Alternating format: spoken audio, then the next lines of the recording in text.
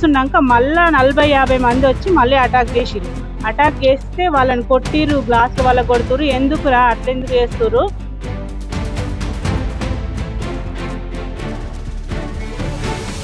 గృహప్రవేశం చేసుకుంటున్న ఓ ఇంటిపైకి గంజాయి బ్యాచ్ దాడికి దిగింది. కత్తులు, రోడ్లతో ఇష్టం వచ్చినట్లు దాడి చేశారు. కనీసం ఆడవాళ్లు, చిన్నపిల్లలు ఉన్నారు అన్న కనీస కనికరం లేకుండా వారిపై దాడి చేశారు. దీంతో శుభకార్యానికి వచ్చిన వారు ఆస్పత్రి పాలయ్యారు. ఈ సంఘటన మేడ్చల్ జిల్లా బోడుప్పల్లో జరిగింది.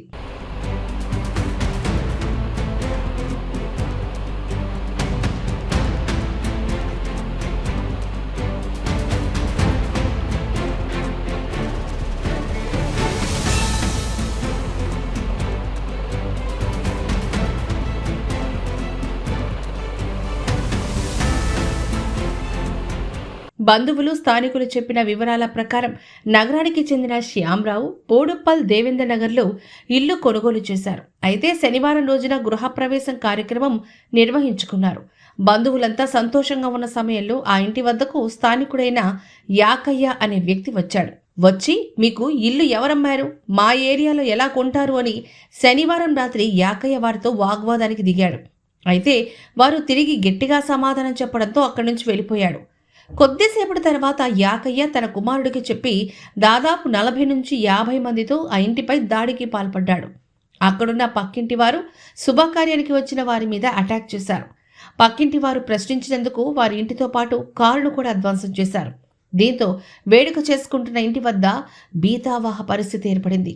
బోడుప్పల్, అంబేద్కర్ నగర్, దేవేందర్ నగర్ మధ్యలో ఉంటాం మేము. మా ఇంటి పక్కన గృహప్రవేశం జరుగుతుంటే ఒక ఆయన యాకయ్య అనే వ్యక్తి వచ్చి, ఆయన మా ఈ ఇల్లు ఎవరు కొన్నారా అబ్బాయి అది ఇది అని అంటే, ఆ గృహప్రవేశం అనే వ్యక్తి వాళ్ళ అబ్బాయి కొట్టిండు ఆయనను.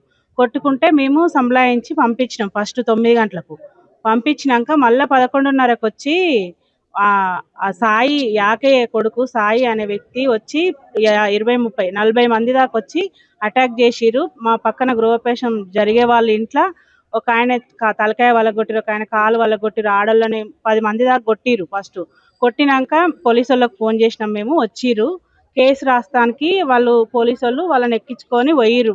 హాస్పిటల్లో జాయిన్ చేసి కేసు పెట్టించుకుందామని వాళ్ళు పోయి వచ్చి 12:30-1 మధ్యలో వచ్చిర్రు. వాళ్ళు వచ్చిర్రు. కేసు అయిపోయి రాపిచ్చినాక మళ్ళీ వచ్చిర్రు ఇంటికి.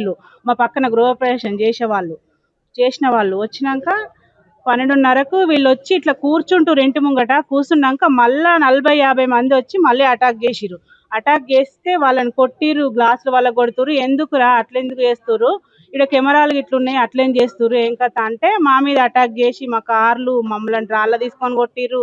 ఇష్టం ఉన్నట్టుగా సీసీ కెమెరాలు కూడా వీకిర్రు.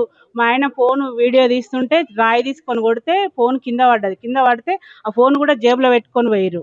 అంత ఆగమాగం చేసిర్రు. కార్లు, బండ్లు అన్ని ధ్వంసం చేసిర్రు. వాళ్ళ కార్లు ధ్వంసం చేసిర్రు, మా కార్లు ధ్వంసం చేసిర్రు. గృహ ప్రవేశానికి వచ్చిన బంధువుల్లో పలువురి పరిస్థితి విషమంగా ఉన్నట్లు తెలుస్తోంది. ఈ ఘటనపై పోలీసులు కేసు నమోదు చేసి దర్యాప్తు చేస్తున్నారు.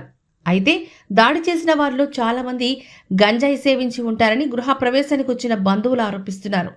ఎందుకంటే వారు దాడి చేసిన తీరు, ప్రవర్తన అదే విషయాన్ని చెప్తుందని అన్నారు. చాలామంది మద్యం సేవించి ఉండడంతో స్థానికులు ఎంత వారించినా వినలేదు. చివరకు చేసేదేమీ లేక పోలీసులకు కంప్లైంట్ చేశారు. కానీ ఇలాంటి దాడులు అసలు ఏం చెబుతున్నాయనే విషయం అర్థం కావడం లేదు. ఇల్లు కొనడంపై ఏదైనా అభ్యంతరం ఉంటే మాట్లాడుకోవాలి, లేదా లీగల్గా వెళ్ళాలి. అది కాదని ఇలా దాడి చేయడం ఏంటని స్థానికులు ప్రశ్నిస్తున్నారు. ఎవరి ప్రాణాలైనా పోతే పరిస్థితి ఏమిటని అడుగుతున్నారు.